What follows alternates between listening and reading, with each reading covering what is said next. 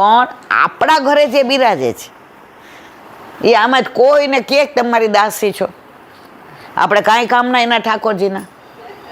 આપણે આવ્યા હોય ને કઈ ને કે લાવો ને શ્રૃંગાર કરી, ના ના મારા ઠાકોરજીને તો હું કરું એ જ ગમે. કેમ હેવાયા કોના છે? આપણા ઠાકોરજી તમે માર્ક કરજો, ક્યારેય કોઈને સ્પર્શ કરવા નહીં દે. અને આપણા ઠાકોરજીના દર્શન કોઈને ક્યારેય કરાવાય નહીં. હરિરાયજીએ શિક્ષાપત્રમાં ચોખ્ખી ના પાડે છે. આપણા ઠાકોરજીને કોઈને ભેટ બી ન મૂકવા દેવાય. આપણા ઠાકોરજીને શું કામ કોઈ ભેટ મૂકે મારા વાલા? આ સિદ્ધાંત છે વલ્લભના. આમાં હું જે કહીશ બધું ગ્રંથ પ્રમાણે કહીશ, મારા મનથી કશું નહીં કહું. આપણા ઠાકોર ઘણાને ઓલા સૂતક કેવું આવે બીજાને ત્યાં પધરાવે ને એટલે ભેટ મૂકે. ભેટ ના લેવાય.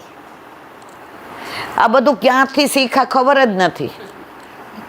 ઓલા જારીજી ભરવા જાય ને એટલે સયા મંદિરમાં અંદર પૈસા નાખ્યા. સયા મંદિર પાછા આપણને ઇલાબેન અંદર કેમ? આ તો ગુપ્ત. તમે સુઓ છો, માણસ છો, મનુષ્ય છો, તમારા ચાદર નીચે કોઈ પૈસા મૂકે તમારાથી સહન થાય છે મારા વાલા? હે? તો સામનેજી સાથે પ્રભુ ફૂલથી વધુ કોમળ છે, માખણથી વધુ કોમળ છે, અને તમે સયા મંદિરમાં પૈસા મૂકો છો. કોણે શીખવાડ્યું આ બધું? આણે કર્યું એટલે હું કરું. પણ એ લોકો તો ઘણું કે ભાવ છે, એમાં આપણે ખોટું કરીએ છીએ. મને કોઈ દી કોઈ મુખિયાજી નથી કહેતા. મારો મતલબ એ છે મારા વાલા, સાચું કરો ને તો વલ્લભ રાજી રે. અને it is A question of only common.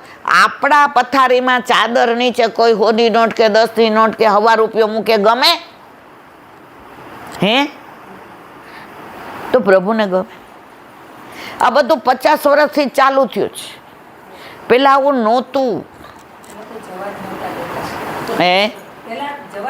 હા, અત્યારે જુઓ, પાઠ કરવા જાય બરાબર, તો ઓલું સ્વરૂપ પધરાવીને જાય, પછી ત્યાં ઓલા વાડકા મૂકવાના.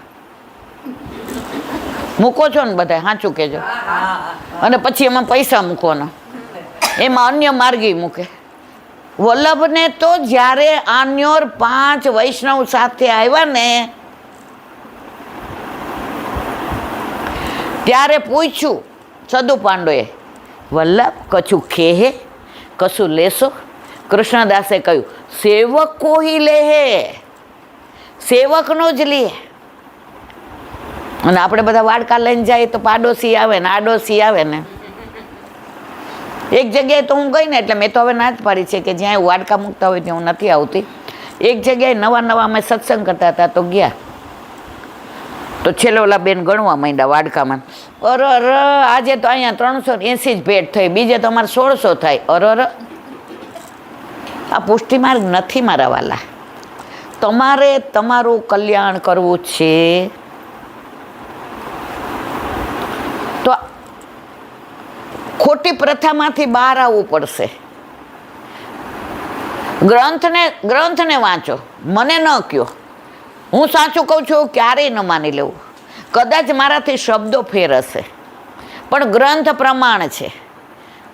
આપણે વલ્લભને ભેટ મૂકીએ સૌથી વધુ રાજી થાય. કેમ? આપણે કોના છીએ? અમે વલ્લભના માનીતા, શ્રી કૃષ્ણ શરણમ મમ. અમે વલ્લભના લાડીલા, શ્રી કૃષ્ણ શરણમ મમ. આપણે વલ્લભના છીએ. આજે મારા ઘરવાળા અહીં આવ્યા હોય અને હું કહું કે બધાય જરાક એમના ખોડામાં થોડા મૂકજો, એમના વિડીયો ઉતાર્યો. મારા વરને ગમે, મને ખેંચી લે બે. સ્થિતિ સારી છે, ના હોય તોય ગમે, આવું ના હોય. પહેલાં 50 વર્ષ પહેલાં આવું પાઠ કરવાનું હતું જ નહીં, સત્સંગ જ થતો હતો. 50 વર્ષથી સત્સંગ બંધ થઈ ગયો છે. અત્યારે ક્યાં સત્સંગ થાય છે? બતાવો મને જગ્યા. અઠવાડિયામાં 4 વાર ચિઠ્ઠીઓ વેચતા હોય. આના ઘરે પાઠ, આના ઘરે પાઠ, પાછા બીજા 2 હું સાંભળું. જોયું, આ વખતે આપણને ન કીધું. એટલે વળી ચોથું શું કે ખબર છે? એ તો તું ગયા વખતે 2 વાર લાણી લઈ ગઈ હતી ને એટલે. એ મારા વાલા, પુષ્ટિ માર્ગ નથી. તમે એનું સત્વ સમજો. આ લેના દેના બંધ હે ફિર ભી આનંદ હે, એ પુષ્ટિ માર્ગ છે. પાઠ તો તમારે ઘરે કરવાની વસ્તુ જ. તમે એકલા બેઠા છો, 9 વાર ન કરો, ખાલી તમારે યમનાષ્ટક કરો છો, એકલા છો, રૂમમાં છો, ખાલી પંખાનો અવાજ આવે છે અને યમુનાજીને સ્મરણમાં લાવીને વલ્લભ ગોવિંદ ઠકરાણી ઘાટે બિરાજે છે. ચારે બાજુ ખડખડ ખડખડ યમુનાજીનો અવાજ આવે છે અને દમલાજીને પૂછે છે, દમલા, આમાં કયો ઠકરાણી ઘાટ અને કયો ગોવિંદ ઘાટ? મહારાણીમાંથીને વલ્લભનો વિરહ સહન ન થયો એટલે વલ્લભે પ્રગટ થઈને, યમુનાજીએ પ્રગટ થઈને કહ્યું, હાથમાં કમળના માળાજી લઈને, મારા વાલા વલ્લભ, આ ઠકરાણી ઘાટ અને આ ગોવિંદ ઘાટ. મહારાણીમાંનું રૂપ, સૌંદર્ય, તેજ, આભા, પ્રકાશ, પુંજ જોઈને વલ્લભના મુખારવિંદમાંથી 16 ગ્રંથની પેલી સ્તુતિ સરી પડી, નમામિ યમુનામહમ સકલ સિદ્ધિ હેતુ. 1 વાર કરો, પહોંચી જાઓ વ્રજમાં, ઠકરાણી ઘાટ, વલ્લભ, યમુનાજી, હાથમાં કમળના માળાજી. આ તો ઓલા 9 સિંગદાણા હોય ને, 10 જે હોય 11 મૂકતા જાય. નમામિ યમુનામહમ, અલા ના મારા વાલા, ના. ખરેખર અત્યારે જે ચાલી રહ્યું છે, આપણે સમય બગાડીએ છીએ. કરો પાઠ ભેગા થઈને, પણ ત્યાં થોડો સત્સંગે કરો. 84-252 શિક્ષાપત્ર, સુબોધિનીજી. આમાં સુબોધિનીજી વાંચી જ કોઈએ?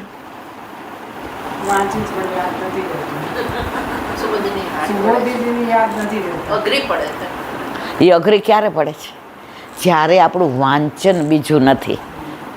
આજે આપણે એસએસસીમાં આવીએ ને, પાયો પાકો ન હોય ને, એટલે એસએસસીમાં 10 ટ્યુશન રાખીએ ને તો એ પરાણે 35 ન આવે. સાચું ખોટું? પણ પહેલેથી 10મા સુધી આપણે હતા ને ત્યારે, અત્યારે આ લોકો ટેબલ કહે છે, આપણે પાડા બોલતા હતા. 11 1 11 11 2 22. હજી ઊંઘમાંથી પૂછે 77 49 બોલીએ છીએ ને, 99 81. એનું કારણ છે આપણો, આ લોકો બધું આમ કરે ઓલા મોબાઈલમાં. આપણને એમ કે આ દૂધવાળાના મમ્મી 80 રૂપિયા કે 30 દિવસના કેટલા થયા? આપણે કે 8 તેરી 2400 રૂપિયા કહીએ કે નહીં મારા વાલા? સાચું કહેજો. હે, આ લોકો આ મોબાઈલ, કારણ પાયો કાચો. તો પુષ્ટિ માર્ગમાં આપણો પાયો કાચો છે. એટલે સુબોધિનીજીમાં ક્યાંથી સમજણ પડે? હમણાં અમે હોલમાં સુબોધિનીજી વાંચતા હતા તો અંદર આવ્યું, યુત્સુ નામનો રાજા હતો. એ કોણ હતું? હવે તમે તો કોઈ વાંચતા ન, એટલે તમને તો કાંઈ ખબર જ ન હોય. ધૃતરાષ્ટ્રની રખાતનો પુત્ર હતો. મારા વાલા, પુષ્ટિ માર્ગમાં તમે અંદર ડૂબકી મારશો ને પછી તમને આ બધું નહીં ગમે. અને તમારો છેલ્લો જન્મ હોય ને તો જ આ બધું તમને ગમે. બાકી તમે સમજી ગયા? મારે તમારા લોકો પાસે કશું લેવું નથી. હું સત્સંગમાં કોઈનું કશું જ જિંદગીમાં લેતી નથી. લઈશ ત્યારે એવા કીડા પડશે ને કે કોઈ મને કાઢશે નહીં. પુષ્ટિ માર્ગમાં કશું લેવાય દેવાય જ નહીં. અત્યારે તો આ લાણી ને તમે જુઓ તો ભેટ, એ બધો તમારો વિષય છે, મારો વિષય નથી. પણ જે લેવાનું છે એ લેશો ને તો અંત સમય આવશે ત્યારે તમને આસક્તિ સંસારમાં નહીં રહે. તમને ઠાકોરજી યાદ આવશે, વલ્લભ યાદ આવશે. એક વૈષ્ણવ લગભગ 92 વર્ષના હતા ને, તો મને રોજ મળે. પછી મને કહેલા તારે મને છે ને રવિવારે એક દિવસ આવવાનું, અને મારા ઘરના છે ને હું બીમાર પડું ને ત્યારે એમ પૂછે ને, બા બેનને બોલાવો, બા ભાઈને બોલાવો. તો ત્યારે છે ને તું બધાને શીખવાડજે કે મને એમ ન કહે કે બેનને બોલાવું, ભાઈને બોલાવું. તારે એમ કહેવાનું, બા તમારે ગોકુળ જવું છે, બા તમારે ઠકરાણી ઘાટ જવું છે, બા છોકરના વૃક્ષ નીચે, બા તમારે યમુના પાન કરવા છે, બા તમારે ગિરિરાજ બાવાના ચરણ સ્પર્શ. તો મારું અનુસંધાન ક્યાં જશે? વ્રજમાં. હું આવી છું ક્યાંથી? વ્રજમાંથી. જવાનું છે ક્યાં? વ્રજમાં. તો એ બીમાર પડ્યા એટલે એને બધાએ કહ્યું કે હવે ચલો આપણે આમને સ્ટર્લિંગમાં કે સાલમાં દાખલ કરીએ. એટલે એના દીકરાને કહે મને પછી લઈ જાય ને, પેલા ઈલાબેનને બોલાવ ને. એટલે એનો દીકરો કહે તને ઈલાબેનનું બહુ છે. ઓલાએ કીધું સારું. એના ઘરનાય બહુ સારા હતા બધાય. એટલે ફોન આવ્યો, માસી આવશો? એટલે ત્યારે આ રાજકોટ ગયા હતા, પણ ડ્રાઈવર હતો. એમાં દીકરો કહે જા મમ્મી ડ્રાઈવર છે ને તો પપ્પા નથી, તું તાર જઈ આવ. હું ગઈ. મને કે કા સાંજ સુધી ને કા સવાર સુધી મને વલ્લભ લેવા આવવાના છે. વલ્લભે મને કહી દીધું છે, ધોળા ધોળા ધોતિયા, કેસરી ઉપરણા, કપાળમાં તિલક, વલ્લભ મારી રાહ જુએ છે. ત્યાં એનો દીકરો આવ્યો, બા બેનને મુંબઈ ફોન કરી દીધો છે. મેં કીધું કોઈને બોલાવવાની જરૂર નથી. તો કે પછી છેલ્લે બેન મને ખીજાશે તો મેં તો મારી જવાબદારી. હું સાંજ સુધી ત્યાં બેઠી. સાંજે પછી કહેલા હવે યમનાષ્ટક બોલો ને બધાય. યમનાષ્ટક બોલ્યા. છેલ્લું આવ્યું, સ્વભાવ અવિજયો ભવેત. મારો હાથ આમ કરીને કે જા જા કરીને જય શ્રી કૃષ્ણ. લીલામ પહોંચી ગયા. આ પુષ્ટિ માર્ગ છે મારા વાલા. આપણે સંસારમાં રહીને શ્યામને ભજવાના જ, પણ સંસારમાં ડૂબી નથી જવાનું. આપણે બધા ડૂબેલા છીએ. હવે વાત કરતા હતા પાટોત્સવની, આગા પાછા થઈ ગયા. હું ક્યારે શું બોલું મને જ ખબર નહીં હોતી, વલ્લભને જ ખબર હોય છે. પાટોત્સવ એટલે શું? પાટોત્સવ એટલે શું? જે દિવસે પ્રભુ આપણા બિરાજ્યા એના 12 મહિના આવે એટલે પાટોત્સવ. હવે હું કહું, હે વલ્લભ, આ ઠાકોરજી અમારા ત્યાં તો આ 5મી પેઢી છે. રીખો એક મિનિટ બંધ કરજો. આ દિવસે પાટોત્સવ કરોડો વર્ષોથી આપણે પ્રભુથી વિખૂટા પડ્યા છીએ. એ તો બધા માનો છો ને. આપણે ઠાકોરજીને ભૂલી ગયા, ઠાકોરજી આપણને ભૂલ્યા નહીં. તો આપણો વિરહ ઠાકોરજીને બહુ થાય. મારો જીવ છે, મારી પાસે રહેતો હતો, એને મેં કેવી રીતે મોકલો છે ત્યાં, કે તું ભજન કરજે, 3 વાર ભજન કરજે, 1 વાર ભોજન કરજે, તું મને યાદ કરજે. મારા વિના એક પણ ન રહેતો, પણ ત્યાં જઈને સંસાર ને તારું ને મારું ને દીકરા ને વાડી ને વજીફા ને બંગલા ને આપણે બધું ભૂલી ગયા. ભૂલી ગયા મારા વાલા. પછી જોયું કે આ હવે સીધી રીતે મારા શરણે પાછો આવશે નહીં, એટલે એણે વલ્લભને મોકલા. આટલું ગોલોકનું મોટું સુખ છોડીને વલ્લભ પધાર્યા. એક એકને ગોતી ગોતીને આપણો હાથ ગોવર્ધનનાથજીના હાથમાં સોંપ્યો. ત્યારે ગોવર્ધનનાથજીએ વલ્લભને કીધું, હા વલ્લભ, કરોડો જન્મનો મારો વિરહ આપે પૂરો કર્યો, એ જીવને મારા હાથમાં સોંપ્યો.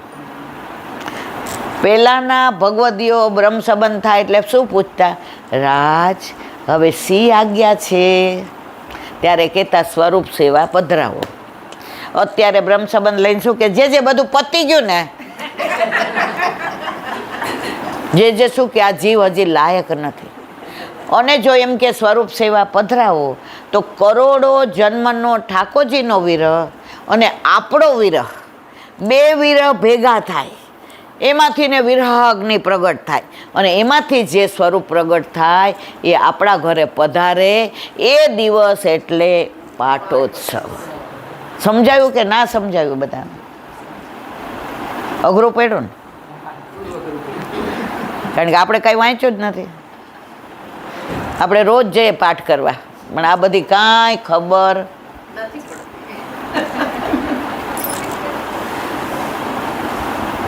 આપણો દીકરો અમેરિકા ગયો, આપણને કહીને ગયો, રોજ તને ફોન કરીશ, રોજ સમાચાર મોકલીશ. ગયો એટલે પછી રોજ ફોન આવે, અઠવાડિયે આવવા માંડ્યો, 15 દિવસે, મહિને, વર્ષે. લગ્ન કર્યા પછી તો 10 વર્ષે ન આવે, આપણે બધાય જાણીએ જ. તો આપણને સતત આપણો દીકરો યાદ આવે કે નહીં? એ રીંગણ બટેકાનું ભરેલું શાક કરે ને, મારો મોટો દીકરો અમેરિકા ગયો ને તો મેં 2.5-3 વર્ષ ભરેલું શાક નહોતું કર્યું ઘરમાં મારવાલા. શું કામ? મારા દીકરાને અઠવાડિયામાં 4 દિવસ રીંગણ બટેકાનું ભરેલું શાક જોઈએ, ભાવે.